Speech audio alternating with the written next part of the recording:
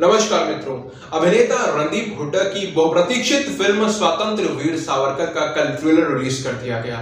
महान स्वतंत्रता सेनानी वीर सावरकर जी के जीवन पर आधारित रहने वाली है यह फिल्म। मित्रों, भारतवर्ष की स्वतंत्रता के लिए युद्ध करने वाले हजारों लाखों लोग थे, लेकिन इनमें से अनेकों क्रांतिवीर ऐसे हैं जिन्होंने मां भारती के लिए बलिदान तो दे दिए, कठोर यातनाएं भी सही, पर दुर्भाग्यवश जिनके नाम भी हमें नहीं पता।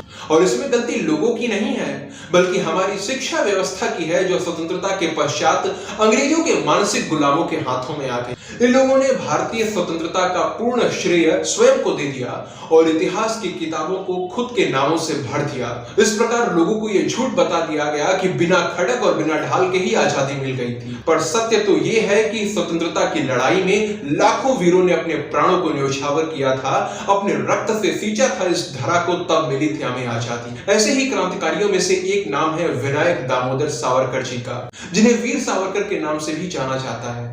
मां भारती की रक्षा करते हुए, काला पानी जैसी भीषण यातनाओं को सहते हुए भी निरंतर भारत की स्वतंत्रता, एकता और अखंडता के लिए कार्य करते रहने वाले वीर सावरकर जी की जीवन गाथा को हम सभी के सामने प्रस्तुत करने जा रही है यह फिल्म स्वतंत्र वीर सावरकर। अभिनेता रणदीप हुड्डा इसमें वीर सावरकर जी की भूमिका निभाते हुए दिखने वाले हैं, और वो केवल अभिनय नहीं कर रहे हैं, बल्कि उन्होंने इस फिल्म को डायरेक्ट भी किया है। यदि मैं फिल्म के ट्रेलर की बात करूं तो देशभक्ति के जोश से भरा हुआ है ट्रेलर। बहुत ही सुंदर लग रहा है देखने में, बीजीएम से लेकर विजुअल्स तक सब कुछ आकर्षक है। और सबसे बड़ी बात है कि ट्रेलर ये बता रहा है कि फिल्म हमारे सामने वास्तविक इतिहास रखने का प्रयास करेगी। मित्रों, आप लोगों ने देखा होगा कि कई नेतागण राजनीति से प्रेरित होकर सावरकर जी का अपमान करते रहते हैं। ये लोग नहीं चाहते कि भारत की स्वतंत्रता में अपना सर्वस्व न्योछावर करने वाले किसी भी क्रांतिकारी को सम्मान मिले, न सुभाष चंद्र बोस, न भगत सिंह और न ही वीर सावरकर जी को। क्योंकि यदि इन लोगों को सम्मान मिलने लगा तो भारत की आजादी के विषय में जो दो नाम पिछले 70 वर्षों से थोपे जा रहे हैं, उनका अस्तित्व ही समाप्त हो जाएगा।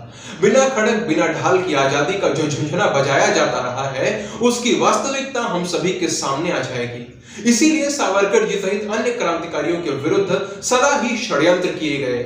उन्हें वो सम्मान दिया ही नहीं गया जिस सम्मान के वो वास्तविक अधिकारी थे। लेकिन कोई कितना भी षड्यंत्र कर ले, सत्य को अधिक समय तक दबाया नहीं जा सकता। सत्य प्रकाशित होकर रहता है, और ये जो फिल्म आ रही है, इसे लेकर मैं बहुत उत्साहित हूं।